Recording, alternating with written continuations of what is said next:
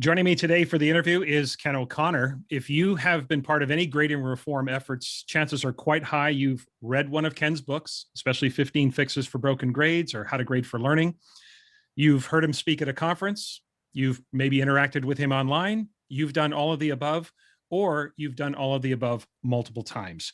He has presented in every province and territory in Canada, I believe 47 US states, 35 countries around the world. The career has been illustrious and is still going strong.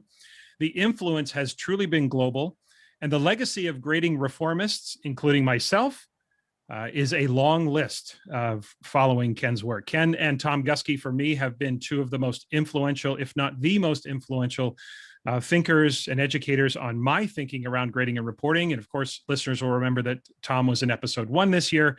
And as we have this final episode before we kick into summer mode, I'm pleased to welcome Ken O'Connor to the Tom Schimmer podcast. So Ken, welcome to the podcast. Thank you, Tom. It's a real pleasure to be here. I'm very impressed by what you've done with the podcast, and it's really exciting to be part of it today. Oh, well, thanks so much. I appreciate you saying that, Ken, and certainly wouldn't have it any other way. You truly, I meant what I said when I said that, you know, myself, I'm not alone in the number of educators that you've influenced over the years in terms of our thinking around grading, reporting, assessment, et cetera. You definitely are someone that I've looked to and been inspired by. Certainly dug into your work, and it was just a great experience for me to become colleagues at conferences and now to consider you a friend. So I'm really looking forward to this conversation as well. Let's start with the autobiography. You started teaching as a geography teacher in Melbourne, Australia. So how do you end up in Toronto?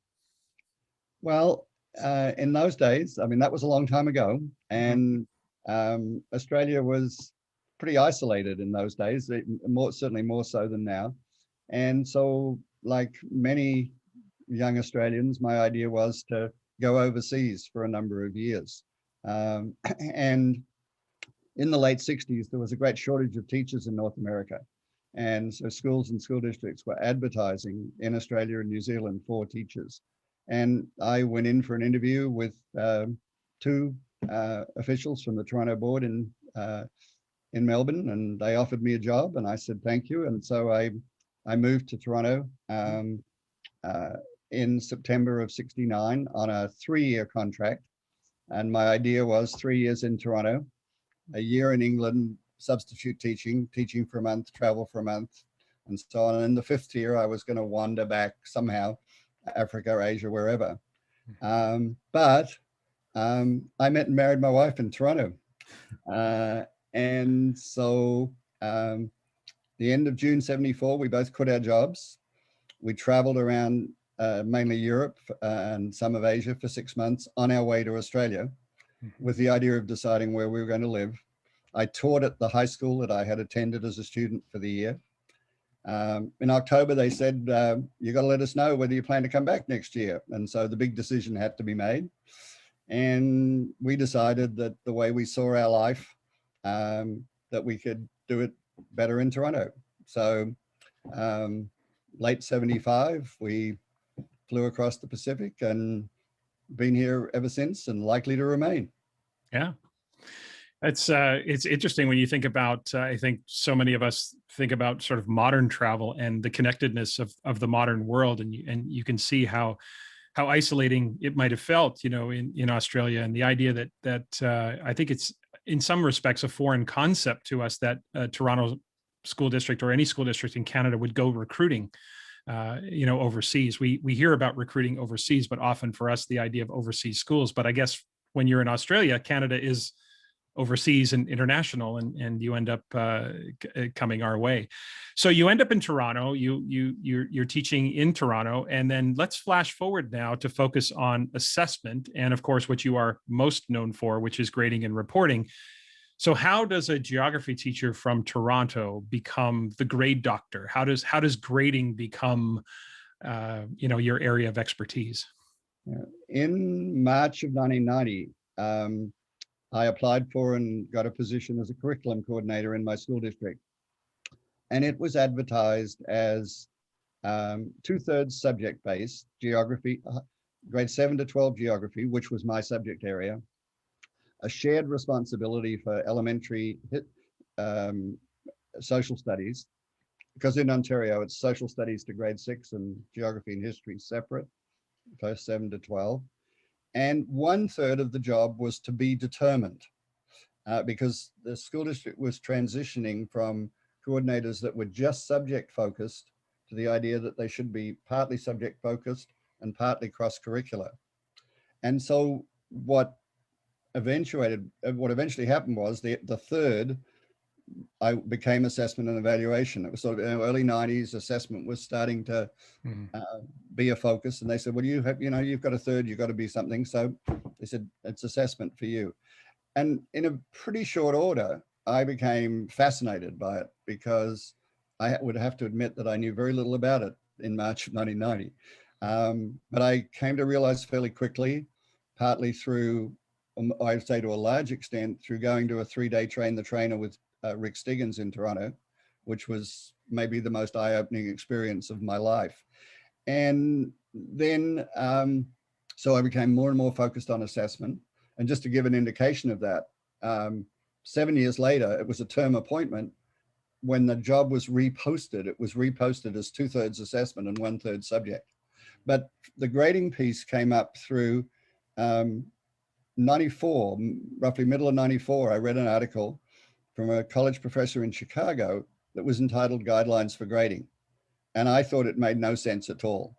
So I wrote a short critical letter to the editor of the NAS Bulletin. And she wrote back and said, if you've got some ideas, why don't you write an article? Well, I was just into criticizing at that point, so I ignored it. November of 94, I get another letter from her. Responses from the professor made even less sense, I thought, than his original article. And again, she said, why don't you write an article? Well, twice challenged, I felt I had to respond. So I collected some resources, thought about it, came up with the 8 guidelines, submitted it. It was published in the NAS Bulletin in May of 95. And I started doing some work around it in my school district and areas roundabout. And somebody said, well, this is a big enough topic that you should turn it into a book. And so that led to How to Grade for Learning, the first edition, that was published in 99. And it sort of, grew from there. Yeah. Yeah, your timing, just thinking about your comment about it's always easier to be the critic than it is to come up with your own ideas, right? It's like, wait, I don't want to put forth the ideas. I just want to criticize what someone else has said. But when you were pressed, you really put forth, different ideas and different ways of thinking. And I certainly remember, in the early stages of my career in the 1990s, as you say, assessment wasn't really a major topic, but you could see assessment as a relevant topic starting to bubble to the surface. And I think it aligns a lot with the standards movement in the United States, the outcomes-based, movements in Canada and around the world. We started to see that bubble up there. I have the second edition of How to Grade for Learning. I don't have the first edition, but it's great to see that cover there. So, yeah, and I think that, as you say, that the timing of that was perfect, because with all that was changing in education at that time, we had to start talking about grading and reporting and what that looked like as well. So let's flash forward now to 2021 and think about, we are at various stages of, I don't want to say that we're over the pandemic, but we certainly are in various stages of getting back to some semblance of normalcy. So I'm wondering, from your perspective, all of the experiences you've had, I know there's a number of us that have worked with schools over the course of the pandemic, but I'm wondering from your perspective, when you look back now at the last 14 months, and certainly there'll be a lot of adjustments that will continue into the fall, but when you look back over the last 14 to 16 months, et cetera, what assessment and grading lessons do you think we learned and experienced through the pandemic that you feel should maybe remain a permanent part of our practice? Yeah, I think there are a number, and I think that, as several people have said, it's provided us with an opportunity to really look at what we're doing and saying, what have we been doing that really didn't work? What changes did we make in the pandemic? There's sort of some silver linings to the pandemic. Mm-hmm. And I think maybe one of them is, I think it was an article in Utopia that had the headline, "Teachers opt for more leniency and get better work." I wouldn't call it leniency. I would call it flexibility. Mm-hmm. That, and really that's what the teacher that wrote about it was. She said, I always used to say no, And this year I said yes to extensions for getting assessment evidence in and things like that. And so I think, around timelines for submission of assessment evidence, around homework, around reassessment, I think there's been an understanding when conditions have been difficult that we had to be more flexible or lenient, if you want to call it that. And I think, people have seen huge value in that, because certainly this teacher said she's absolutely continuing that because she's seen the response from students is better evidence that she gets. Mhm. So I think that's a big one. I think we've seen the benefit of, a lot of schools and districts went to pass fail or pass fail incomplete or 2 or 3 levels. And I think people have seen some real benefits in that. And I think that will continue to some extent. Unfortunately, probably not in Canada because of our provincial requirements for percentage grades. And I think maybe the biggest one, though, is the understanding of the student involvement piece, the student agency, the student self-regulation. And the May issue of Ed Leadership, John Hattie has an article about learnings from the pandemic. And I thought one of his is maybe sums it up most for me, where he said, in virtual and hybrid classrooms, those who were most likely to succeed were students with higher self-regulation skills.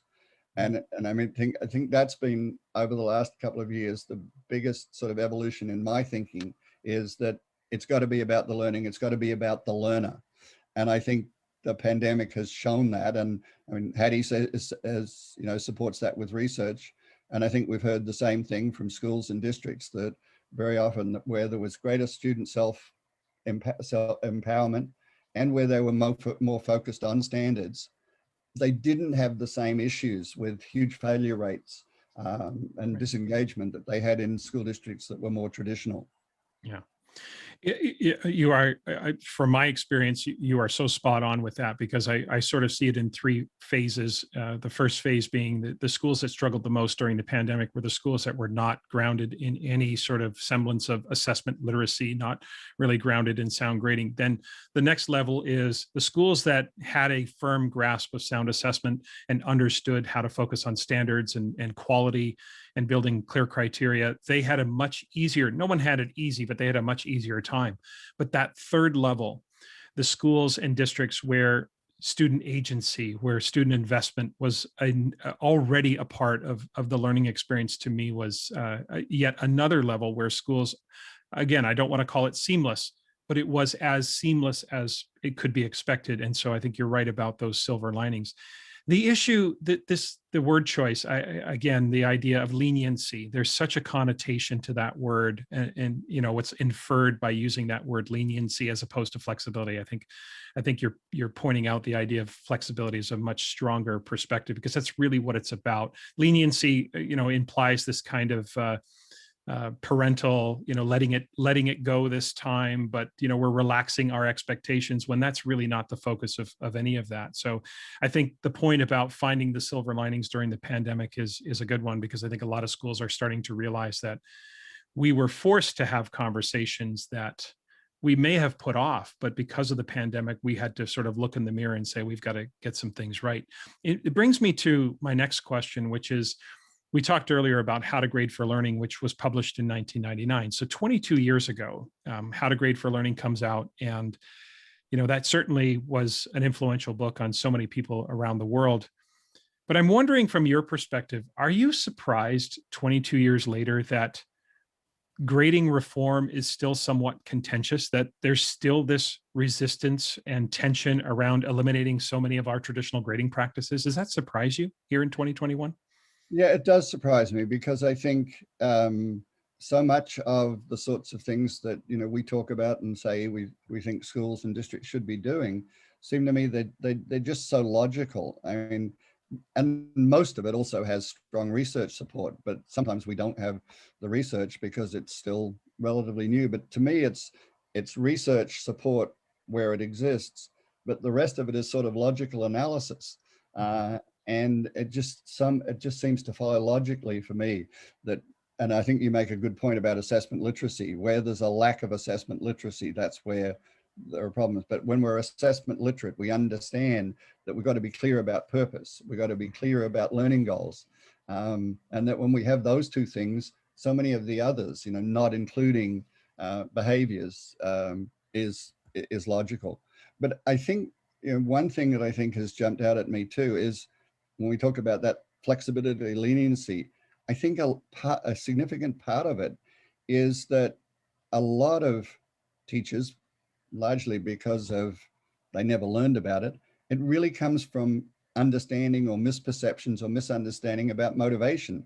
I mean, I think so much of it, and parenting as well, is still based around, carrots and sticks, extrinsic motivation. Mhm. Yet we know from the research and from authors like Daniel Pink that the motivation that makes a difference from learning is intrinsic motivation. And so to use punishments for not getting things in on time or zeros for missing work as punishment, people may think that works, but the evidence is absolutely clear that it doesn't work. So I think one of the things that schools should be doing with teachers is some professional development around modern psychological research about motivation. And I think that would make a big difference.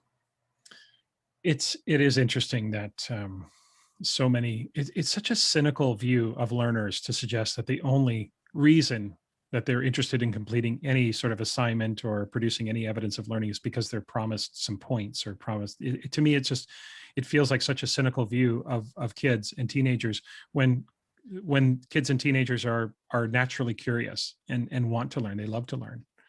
But the problem there, Tom, I think, is that if that's all that's ever done, that is the only thing. I mean, I've done some work recently in a school district, and I think this comes from assessment illiteracy amongst the administrators, where they are required to have 2 scores in the grade book every week.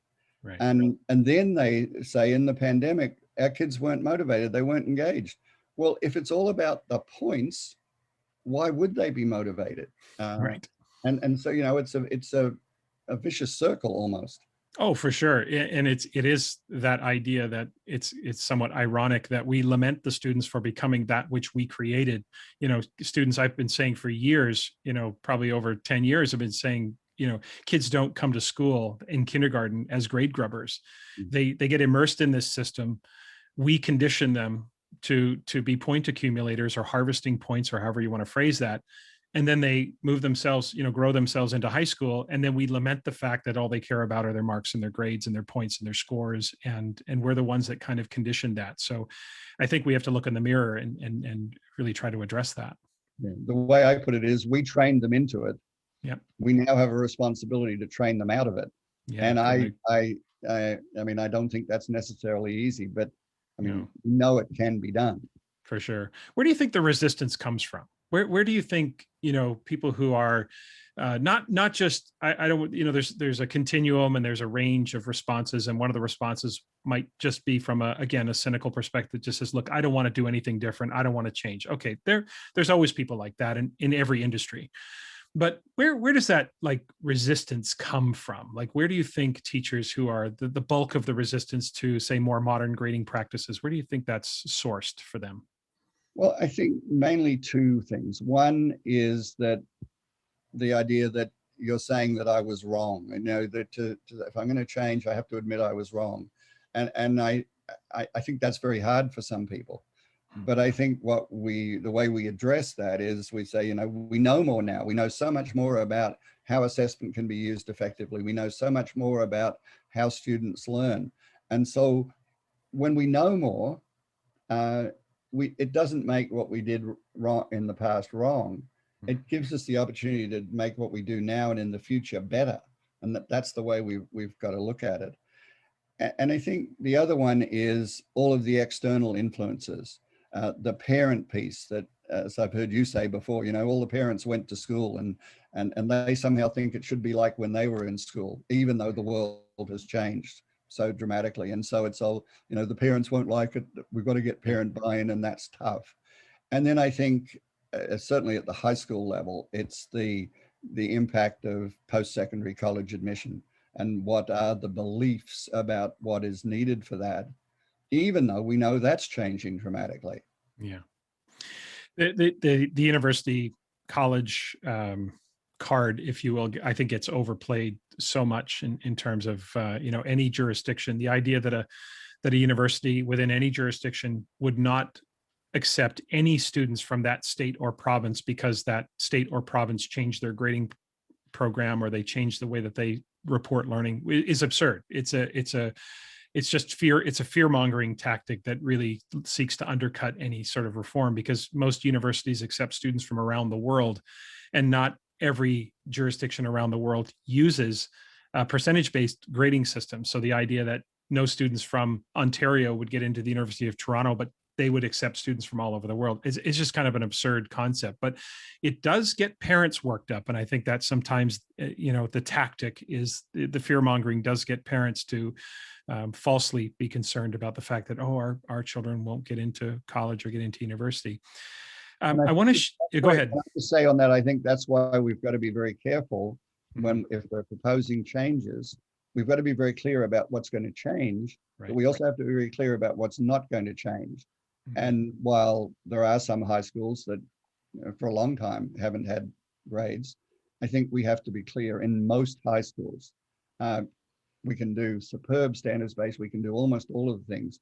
But yes, at the end, we'll still determine a grade. There'll still be letter grades or percentage grades on the report card, and you can still calculate GPAs and all of that stuff.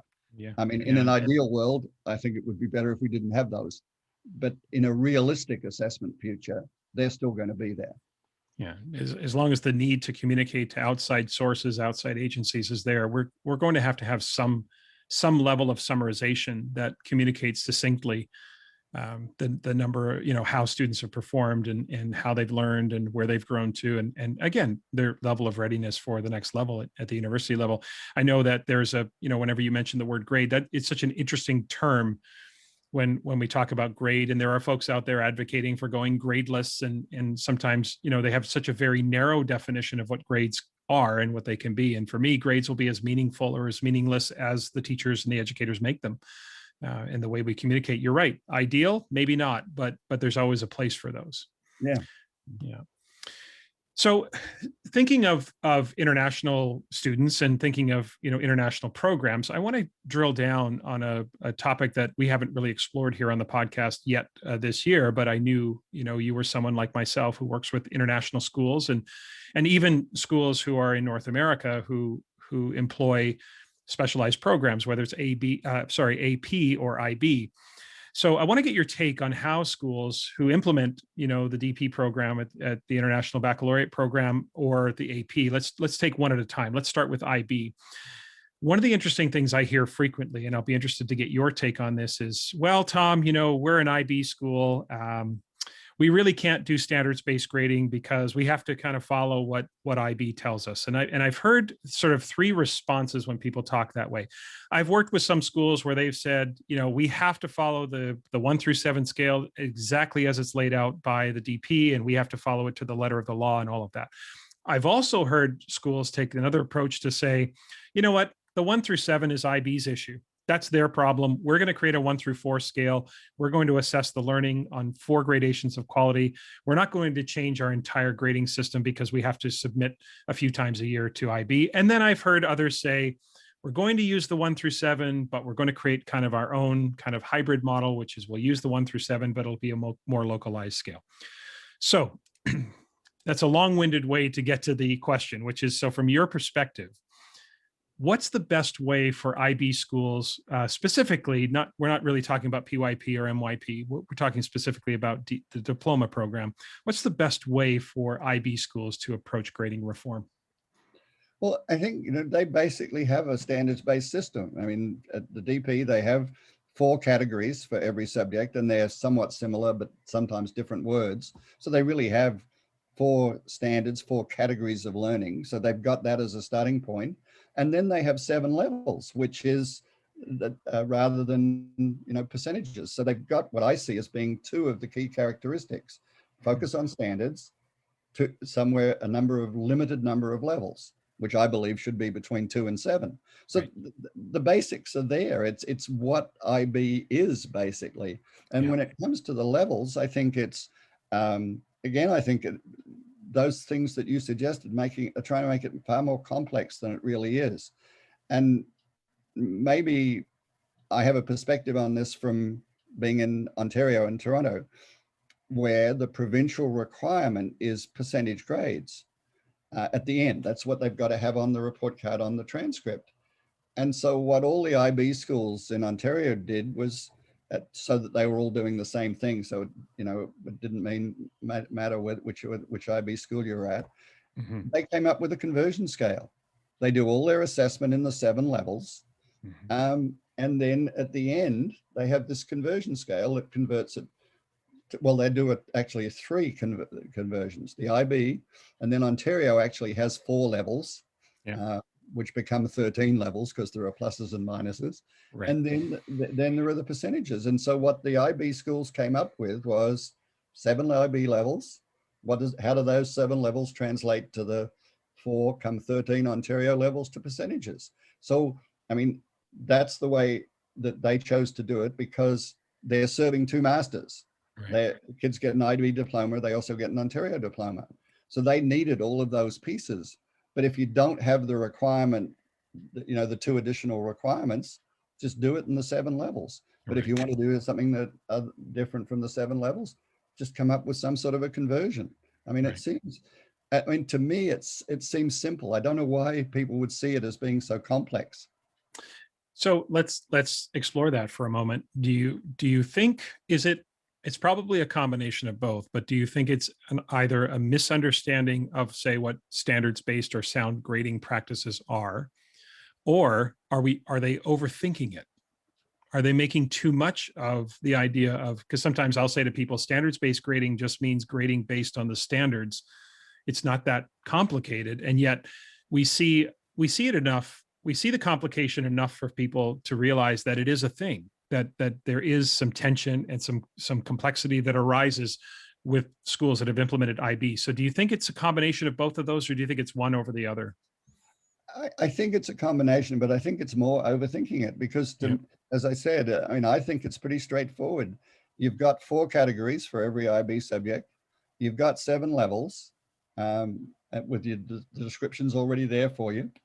And so that seems to me to be pretty simple. And then if you don't want to just do that because of what the school thinks, or because of requirements for the jurisdiction, then make those adjustments. Like I just and don't get me wrong, I'm not suggesting the way that the Ontario IB schools have done it is the gold standard, but it was a way for them to serve 2 masters.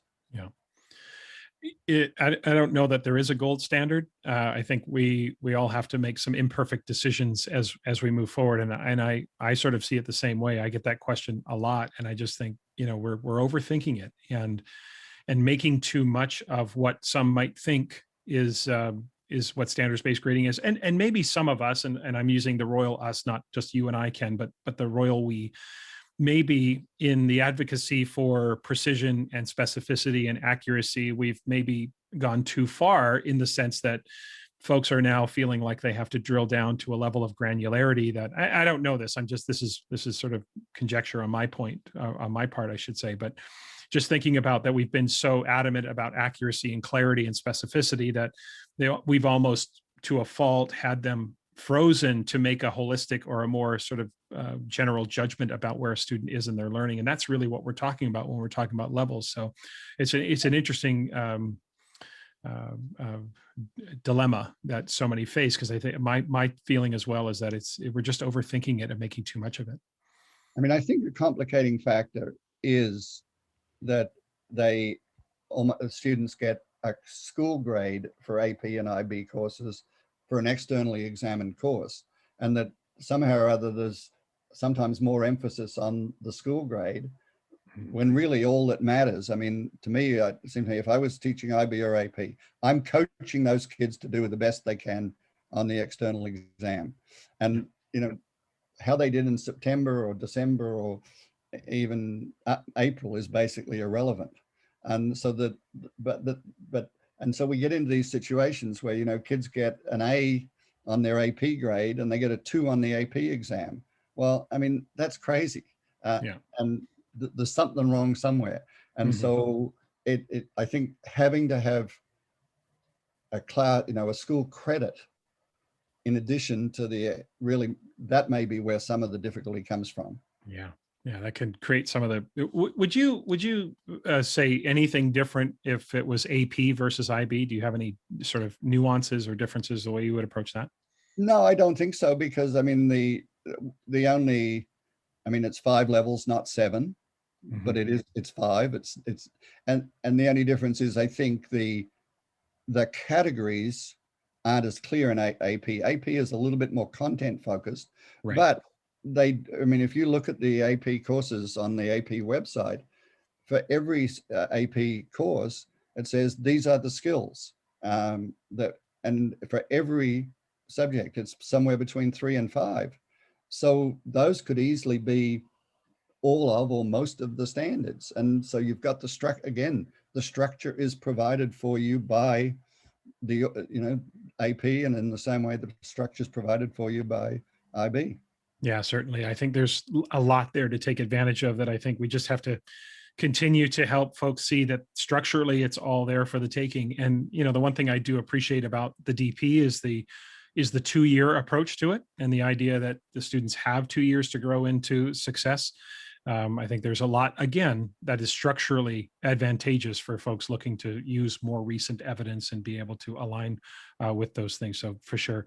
Um, so let's talk a little bit about, because you talked about Ontario, and I know that many school districts across Canada and even in the United States still require percentage-based grades as one example of an imperfect kind of system, or that policy is being driven by their current electronic grade book, their grading program. So let's talk a little bit about the idea of going about this work under less than ideal circumstances or conditions. So if we've got a percentage-based grade book that does not accept levels, does not accept characters, it doesn't accept descriptors, it's purely percentage-based. That's just one example of the imperfect sorts of situations many teachers find themselves in.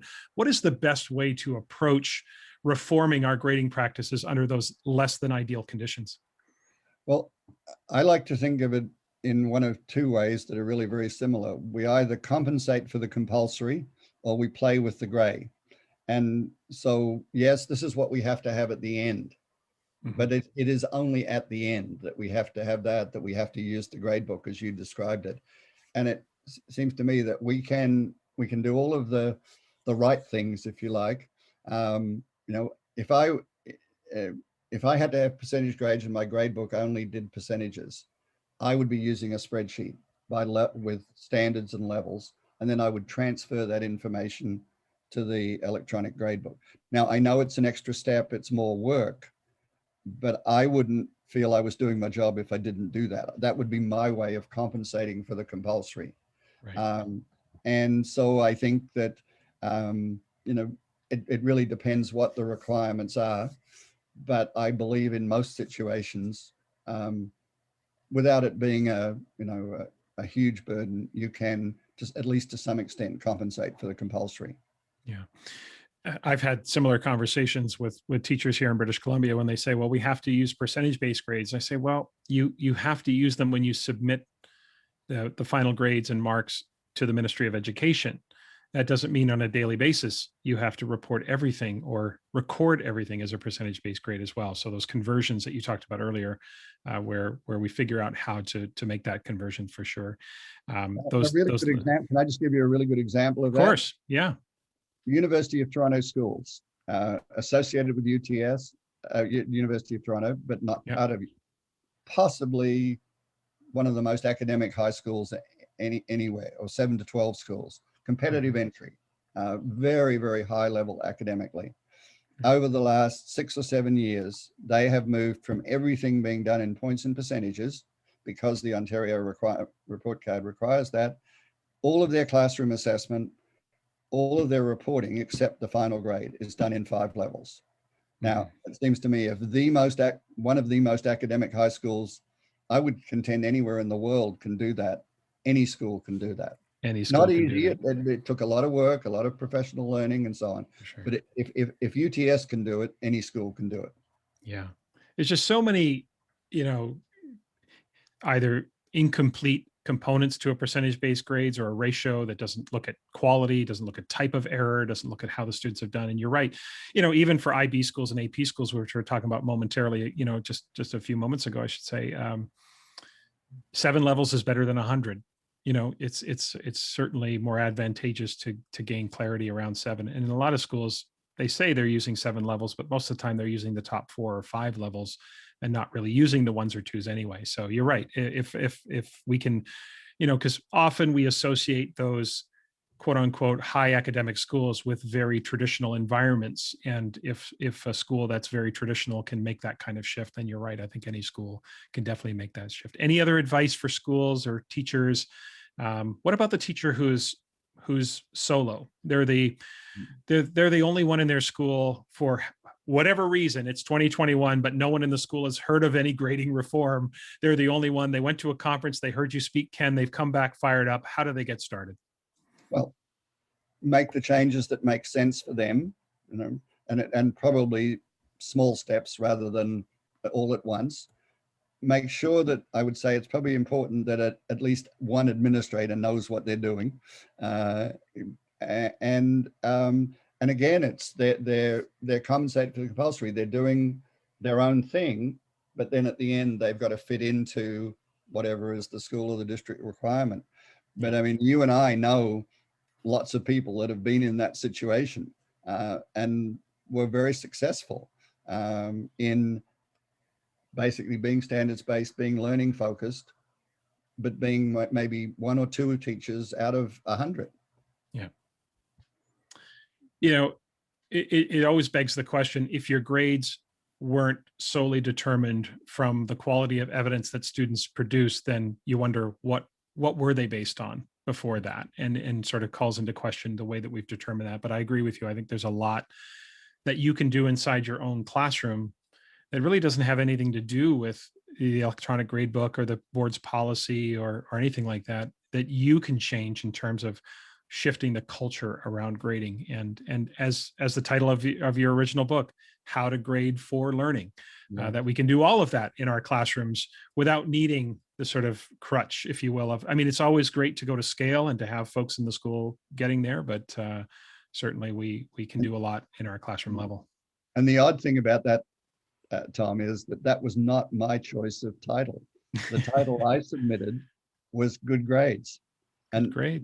Where How to Grade for Learning came from an editor at Corwin. No, not at Corwin, at Skylight, the original publisher. Wow. And I'm really glad that it did. But I think one thing in terms of when you talk about culture, I think I'd just like to add, and that is, put a little bit tritely, but words matter. And so it is about the words that we use. And so to me, one of the biggest advantages of levels is they have real meaning. We can talk about proficiency. We can talk about approaching proficiency or whatever words we choose to use. And that has real meaning. Whereas 73% has no meaning at all. Right. And so we're using words rather than symbols, and teachers should use the words. I mean, as much as possible, the numbers, the 4, 3, 2, 1 should only be in the grade book. Right. When we're talking about students, is you're proficient, you're excelling, not you're a 3, you're a 4, or you're getting a 3 or a 4. Right. So that number has to be followed with some sort of descriptive comment about and associated with that description of where you are in your proficiency or your growth or your journey. I think that's a very important point, because you're right. So many teachers will talk about, well, right now you're a 3. Now, over time, students may, through osmosis, kind of come to understand what a 3 means. But I think you're right. If we repeatedly use the language of what proficiency or what exemplary looks like, or what developing or approaching, or even a novice, or whatever terminology we tend to use, I think that association starts to become ingrained in the students. I think it's a really, really important point, because it's one thing for the teachers to have the association with the numbers, but it's another thing for the students and the parents to understand that association. And I think the repetitive nature of using the descriptors is a really, really important point. So I'm going to shift gears here, Ken, because fun fact, listeners, about Ken and I is that we are both avid sports fans. And we are almost always on the opposite side of most games. I think I'm pretty sure that the only team that we mutually cheer for is Arsenal football in London. So there's this kind of East-West Vancouver, Toronto rivalry that I think kind of sort of permeates everything, the lenses through which we examine sports. But we often debate many topics and debate them from different perspectives. A lot of times, Ken, you debate them from a referee's perspective, and I'm going to get to that in a moment. And I debate them from an athlete or a player's perspective. And the reason Ken debates sports through the lens of a referee is because Ken has had quite an accomplished career. Many might not know this, as a field hockey umpire. So I'm curious, and just for the benefit of listeners as well, how did that all come about? How did you become an umpire for field hockey? And what are some of the and you've had some, what are some of the major highlights of your umpiring career? Well, field hockey is my lifetime sport. I started playing when I was 11 years old, and I'm not playing anymore, but I'm still involved minimally. And so I was a player for many years at a reasonable level. And then somebody said, oh, we need an umpire. How about giving it a try? So I did, and I found that I liked it, and that I wasn't bad at it. And so I would have to say I really worked at it. A lot of local, and then it became provincial, and then national. And so I was really lucky that I got opportunities to go to events overseas where I built my skills.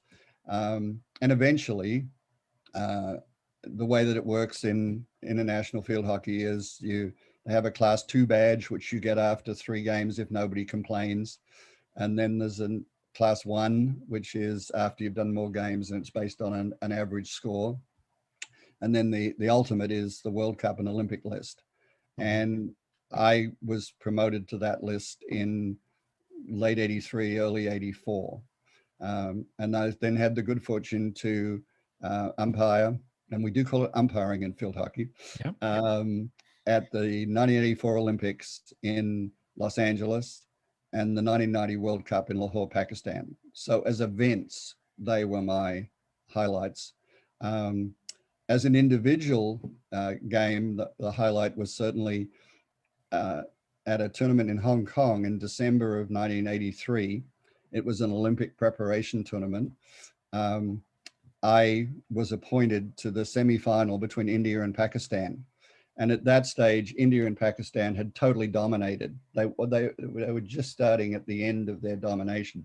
But India-Pakistan was a big deal. It was televised to millions of people in India and Pakistan. And I was fortunate. I had a good game, and really it was that game, my performance on that game, that got me appointed to the 84 Olympics. So yeah, I was really lucky. I umpired all around the world, and it was a great experience.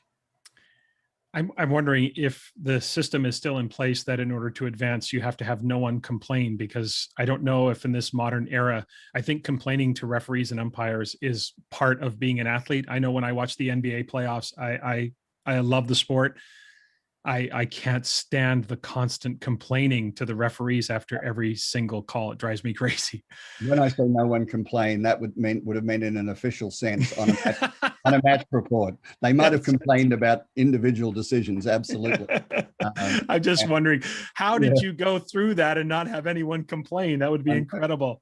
All right. So we're going to go on the record here. We're going to have one of our I'm going to give you the floor here in a moment, but we've had this discussion before, but we're going to get it on the record. I'm over instant replay. I think instant replay in sports is ruining the fan experience. And I think professional sports especially is really about the fans. There's no reason for any professional sport team to play another. There's no social significance. There's no impact. If those teams went away, there'd be no big deal. So it's really about the fans experience and the entertainment value. And the delays for me, instant replay, the delays are too long. Replay is not fulfilling its promise because half the time they don't get the call right anyway because the evidence is inconclusive. So I, for one, am willing to live with human error in sports. We've lived with it for over a century. I'm over it. I'm done with it. What say you, Ken? I agree with you about the delays. I mean, I think it has to be done relatively quickly, or it loses its value. Yeah. the way I look at it is, in many games, there are absolutely critical decisions in sports that are low scoring, in sports where there's a big difference between one score and another, like Aussie rules football, where there's 6 points for a goal and one, that's a big difference. And in low scoring sports like field hockey, like soccer, there are critical decisions that totally turn games. In high scoring sports, I think it's probably not as significant because one decision really won't make all that difference. But my perspective is that, as you said, is as an umpire, as a referee, and I want those decisions to be right. I don't want it, to be after the game. Well, O'Connor made the mistake on that, and Team A won and Team B should have won, or vice versa. As long as it can be done fairly quickly, I would rather be shown that I was wrong and it be right for the game. And let me give you a quick example that actually happened in Vancouver. Junior World Cup field hockey in 80 something. I can't remember the exact year. I'm umpiring India versus Belgium. India is attacking to my end. They come down, they put the ball in the net. I signal a goal, and I'm heading back towards the center line, and I'm surrounded by 10 angry Belgians. You missed a certain foul. And I hadn't seen it because in those days we had offside in field hockey, and I had to check offside. Mm-hmm. It turned out that the Indian forward, before they shot on goal, did commit a foul. I would have far rather than been instant replay, yep, the guy did that, no goal. Rather than the Belgians being, and they didn't attack me, they just surrounded me. I would have rather, and rather than being, rancor also still, because the Indians ended up winning with that goal. I would rather that have been the correct decision. And I think if it had been video replay, it could have been decided like that. Yeah. Well, fair enough. I do find sometimes that referees now are a little bit reliant on replay, that they can be a little bit hesitant. They can just let things play and go from there. But well, that's, we've talked about that before. I just wanted to give you a chance to kind of go on the record here. Let me give you one other quick example, because sure. Yeah. The sport that I watch a lot at this time of the year is Aussie rules football. Our TSN, our channel, puts on 2 games a week, and they only use it for decisions on goals. And there was a really good example in the game I watched on the weekend where the goal umpire thought it was a goal. The players that was scored against were adamant it wasn't. Within 30 seconds, the replay showed that the goal umpire was right. And so, the rancor gets taken out of it. I don't think it has to be used for everything, but that's a good example where it's just used for one thing. And I think it's interesting. I just read today, for example, that the US Open tennis is doing away with the line officials. It's all going to be the electronic covering of the lines. Yeah. It'd be interesting to see if baseball has toyed around with that idea of strike zones being electronic as well, and somehow managing to do. I don't know how they would do that, but they have the little box on the screen right now as it is. So there may be a way to do that. But if we had instant replay, Ken, we would not have had the hand of God from Maradona in the '86 World Cup. I know that England supporters would probably beg to differ and wish there was replay at that time, but certainly the iconic moment from the '86 World Cup and sending Argentina on in the tournament. Okay, time now for 3 questions. As you know, I'm going to ask you kind of 3 fun, lighthearted questions so listeners can get. We've got a little personal here already with your field hockey umpiring and our sports. Wasn't really a heated debate. I didn't want to go down that road, but we'll maybe do that another time.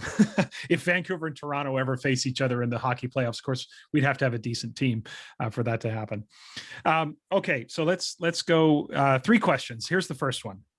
When all of or at least most of the COVID restrictions are over, what is the one thing you look forward to doing the most? Hugging my grandchildren. Mm, that's a good one. It's definitely a good one. It's probably been tough as a grandparent. I can imagine that it's been just so, because that's so instinctive that it would be hard to. You've seen them, of course, but physically But distance. mostly on Zoom. We Okay, have had a few occasions where we've mostly met in parking lots right. uh, and stayed reasonably distanced. But it hasn't been. We Zoom weekly, Yeah, some meetings, some of slightly doubtful legality, but we were careful. yeah. Well, we'll just let that. I won't press you for details on that part. And tell me more about how you broke the law. No, I'm just not going to do that. All right, question 2. What is the one Australian custom or aspect of Australian living that you think the rest of the world needs to adopt? Oh, that's an interesting question. Um,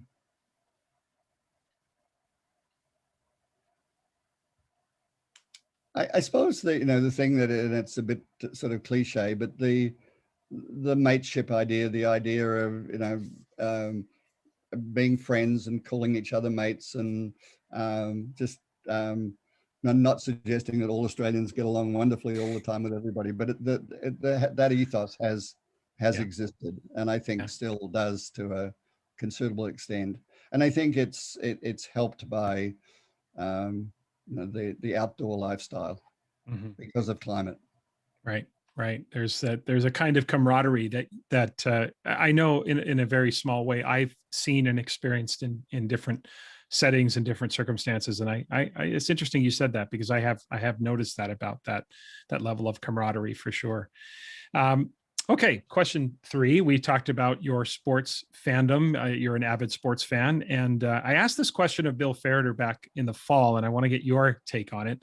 And it's the question about the one professional or college sports team that you hope loses every single time they play a game, no matter who they're playing, no matter what's going on. This is the team that you will cheer against above all other teams. Every Boston team, especially the New England Patriots.